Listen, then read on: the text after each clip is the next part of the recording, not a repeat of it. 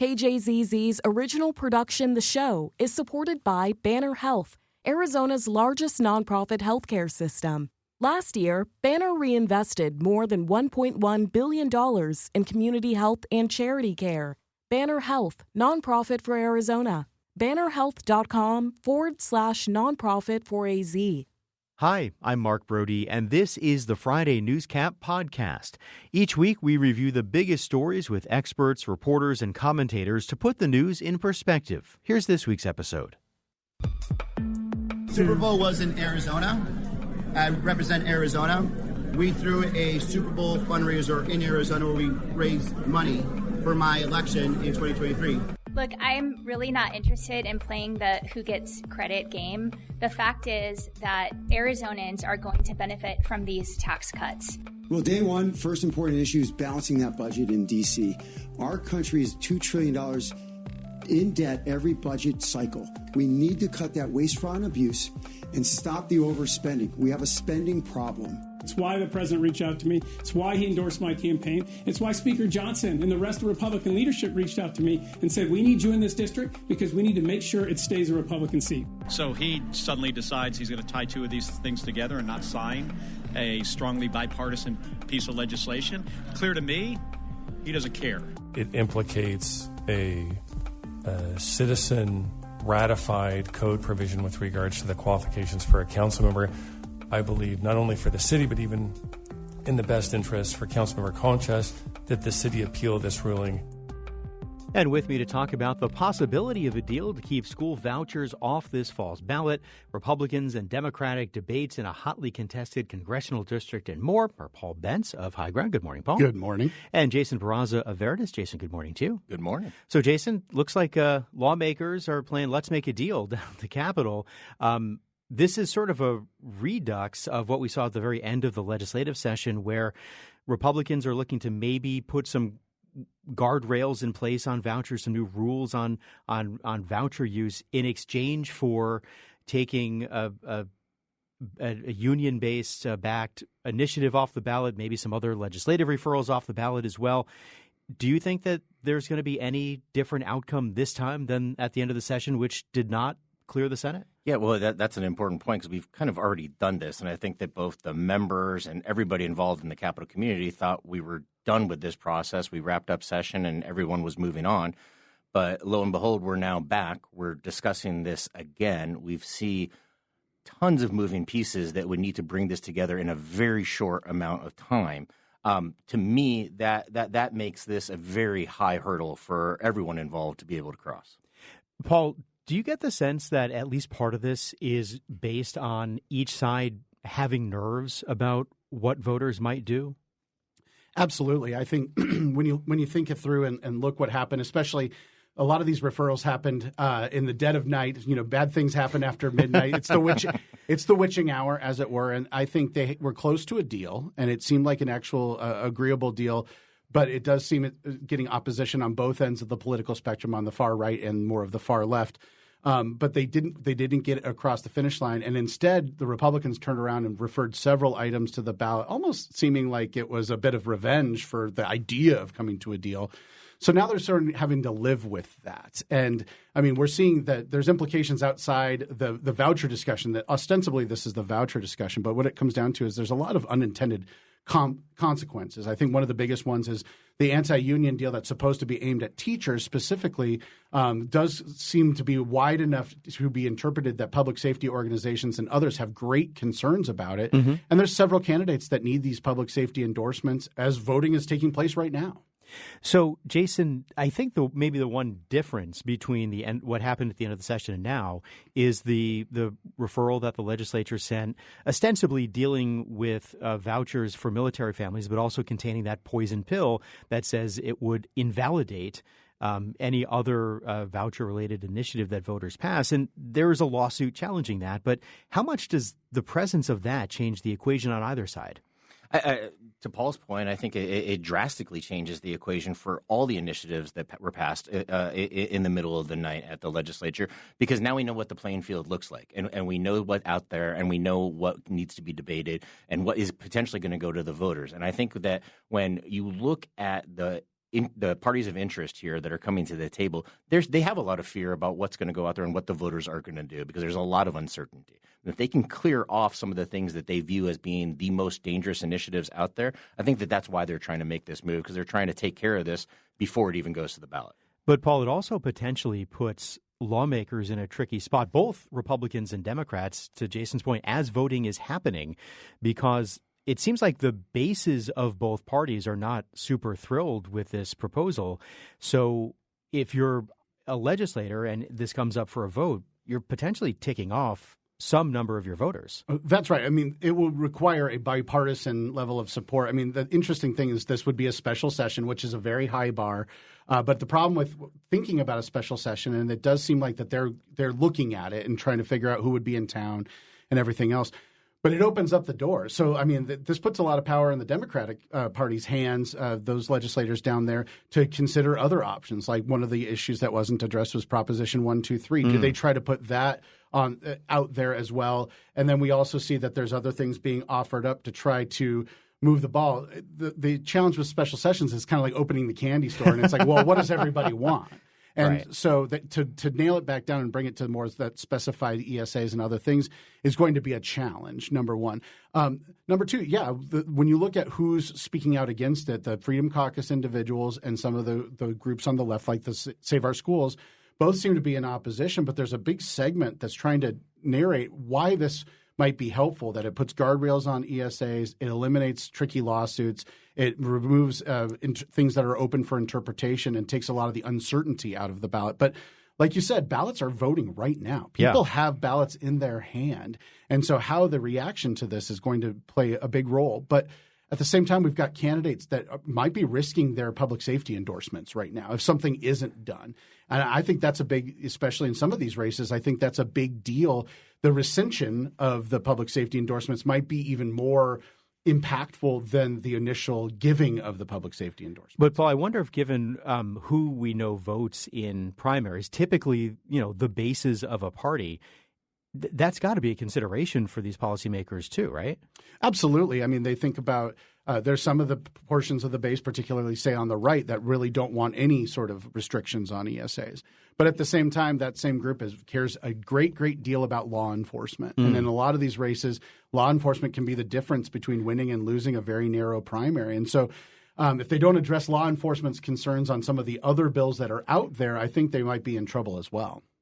But to that point, I think that it's also split on the Democratic side drastically when we're talking about base voters, because you have the AEA, the Education Union, and the other unions on one side that are trying to push forward with the deal, and you have Save Our Schools, which is an incredibly powerful and election active education advocacy organization that is on the complete opposite side. So as a Democrat, What a horrible position to be in when the two individuals that you really want to have on your side are now warring in the complete opposite corner. All right, so before we move on, I'll ask each of you, do you think ultimately, Jason, that there is a deal and a special session? Too many moving pieces to bring it together in a short amount of time. Paul, what do you think? I think there is a chance for a deal, but it will not be a grand bargain. I think it will be a much more narrow, smaller deal than I think originally people are going to think. All right. So, guys, this week, the candidates in both parties for the 1st congressional district, one of the more competitive districts, not just in Arizona, but around the country. There are two separate debates, one for the Democrats, one for the Republicans. Paul, what were the key takeaways for you listening to these? Well, I mean, I think, first of all, I think CD1 is the most competitive, if not in the state for sure, but if not in the country. It's been back and forth year after year, one of the most competitive races. When redistricting happened, I think one of the biggest things that we saw is Democrats sacrificed several other congressional districts to make sure that Congressional District 1 in the long term could be in play. And I think they see this with the unpopularity of Trump being a big opportunity. But like you see in the primary here, it's the same old thing that we see all the time. People run to the right and to the left. And actually, what my biggest takeaway was, just like everything else in politics right now, whether it's the reflecting pool or the MMA fight on the White House lawn, it's all about Trump. You saw that on the Republican side, it was who's closest to Trump. Why did Trump pick them? What are they going to do to defend and protect Trump and his policies? And then on the left side, in the CD1 Democratic debate, it was about who's going to stand up the most to Trump. I think ultimately he's been a driving force, particularly throughout the debates. Jason, what were your takeaways? In the Republican primary, I did think it was very interesting where you had Schweikert that was taking a position that the economy is bad and we need to fix the economy. And I was sitting there thinking, do you not understand who's controlling the economy right now? If you got a problem with the debt, I think it's your side of the aisle that's driving up the debt right now. If you got a problem with the economy, it's your side of the aisle that's doing that. So as far as a talking point, I don't know if attacking Trump and the current administration is the way to go for Congressman Schweikert in that primary. On the Dem side, yeah, it was all who can wrap themselves as much with the talking points of the party the most. They all don't like Trump. They all want to impeach him, and I think everybody signed up for that. So it was kind of like who can be the most Democrat or who can be the most Republican in these primaries. I wonder, Paul, if a lot of the times the candidates in primaries, like there's not a lot of distance between them in terms of actual policy. Like a lot of times they generally agree on the same kinds of policies. So is it maybe in some ways not surprising that the issue for the Republicans of, who does Trump like more, or on the Democratic side, who might be more electable, maybe that is sort of the focus of a primary debate in a case like this? Absolutely, especially in a competitive race like that. They have to be careful in these primary elections to not make themselves unelectable or say something that makes them disqualified for the general election. But I mean, CD1 in particular, the whole Northeast Valley, I don't know if you've driven through there lately, but the incredible just sea of campaign signs and the sea of everything else.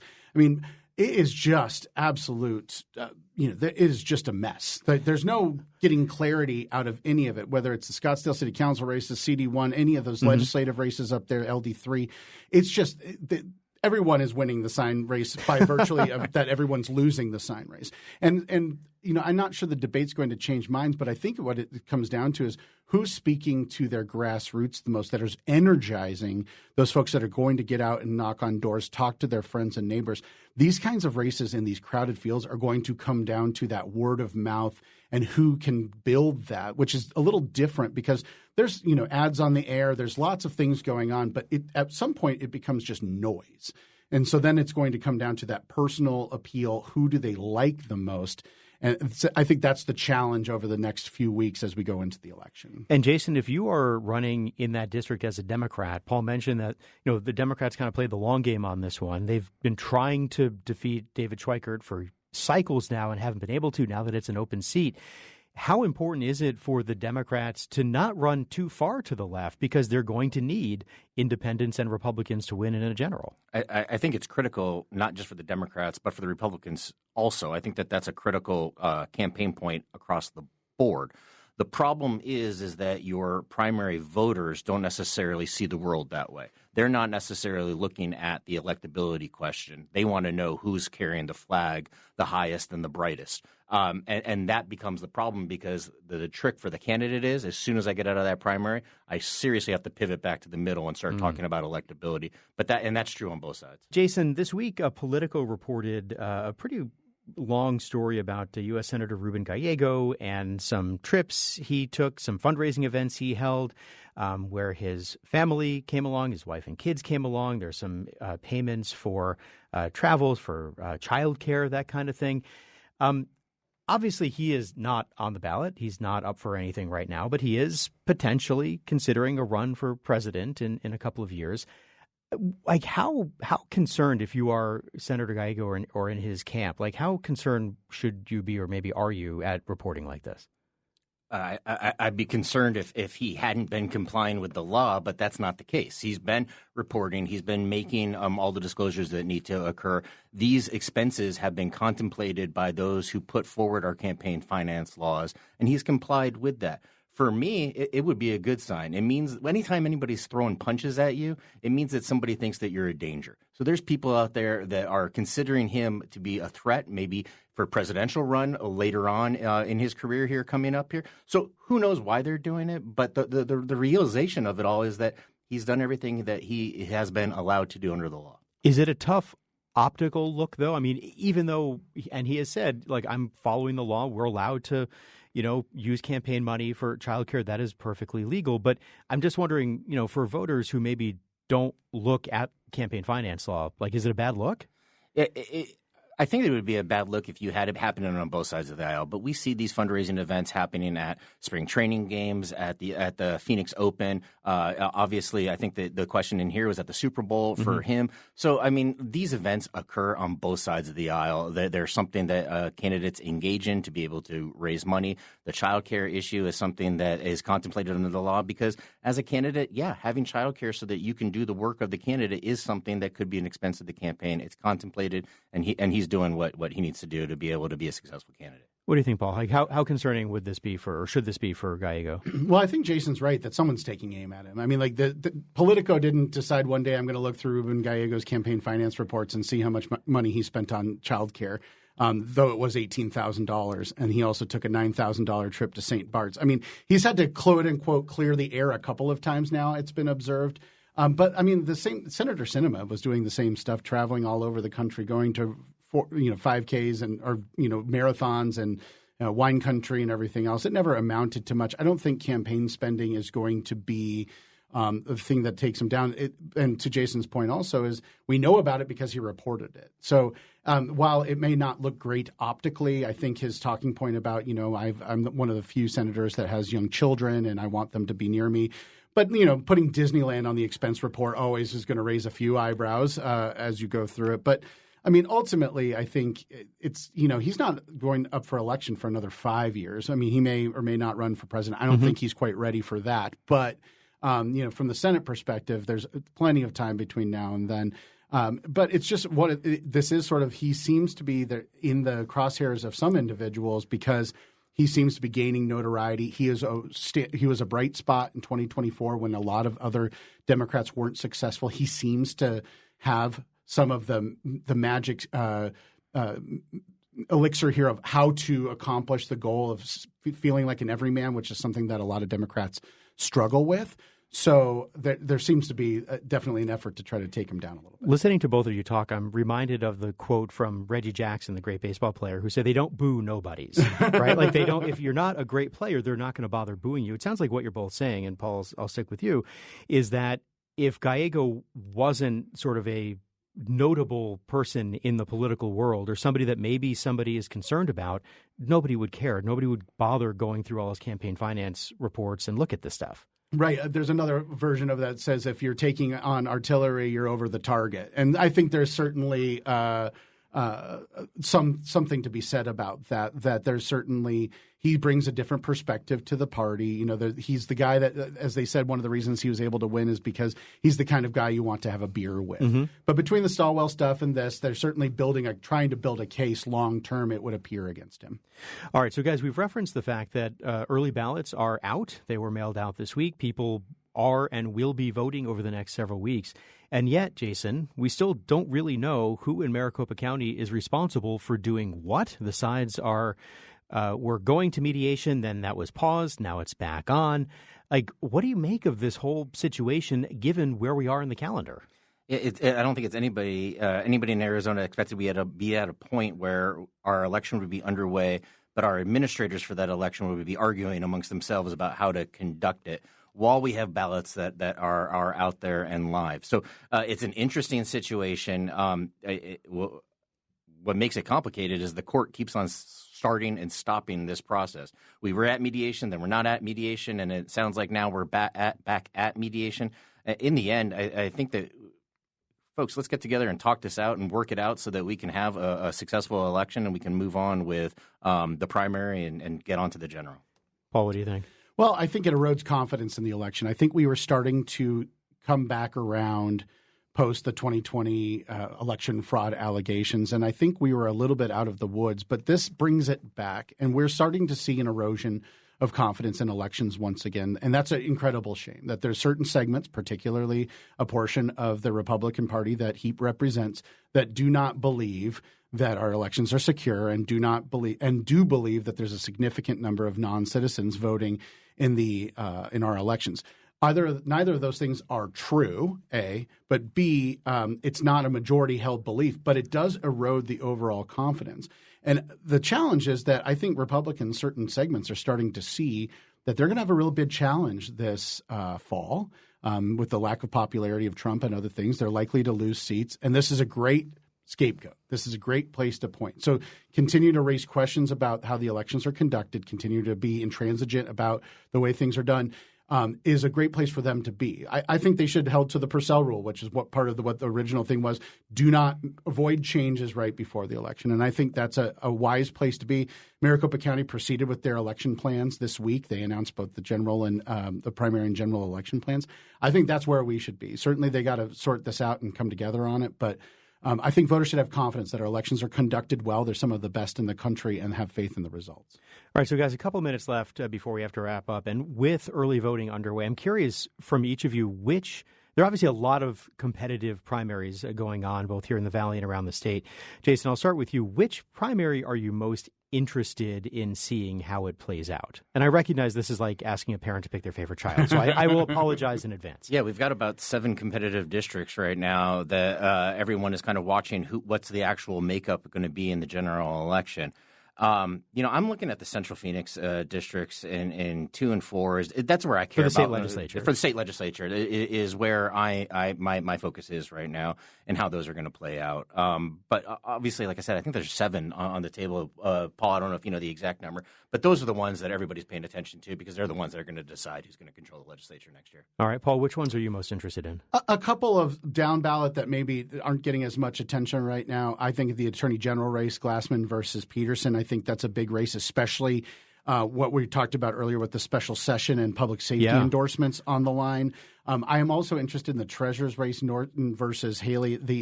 Haley got all of the former treasurers to endorse her, but Norton's been I've got more in my mailbox from Norton than anybody else by a significant amount. A lot of signs he's got up, too. Tons. And then the last one I'm really interested in is the CD5 Republican primary. You've got former Sheriff Mark Lamb, who has gotten a lot of coverage and allegations against him, versus Keenan, who's been spending money on that race.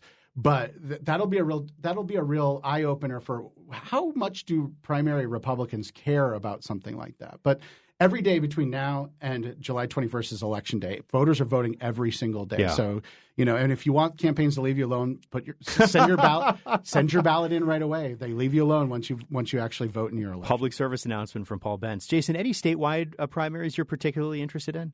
I'm actually interested to see how the CD5 race turns out with Lamb, this Sheriff is Andy Lamb. Biggs, or old seat, sort of Southeast Valley. Correct. And my big concern there is, okay, so now you have the Pinal County attorney that has come out and has kind of cleared Lamb of any wrongdoing. Okay, so he didn't do anything wrong, but how are voters going to treat that? Has enough damage been done that voters are going to turn away? Maybe it wasn't bad activity, but is it activity that we don't approve of, and now do we want to pivot there? It's something that the Democrats should be watching, who the candidate comes out that way. Interesting. All right. Jason Barraza, Paul Bentz, thanks you both for the conversation. I really appreciate it. Thanks. You've been listening to the Friday Newscap from KJZZ's The Show. It's an original podcast recapping the week's biggest stories with experts, commentators, and reporters. You can get the full show podcast at podcast.kjzz.org. I'm Mark Brody. Thanks for listening.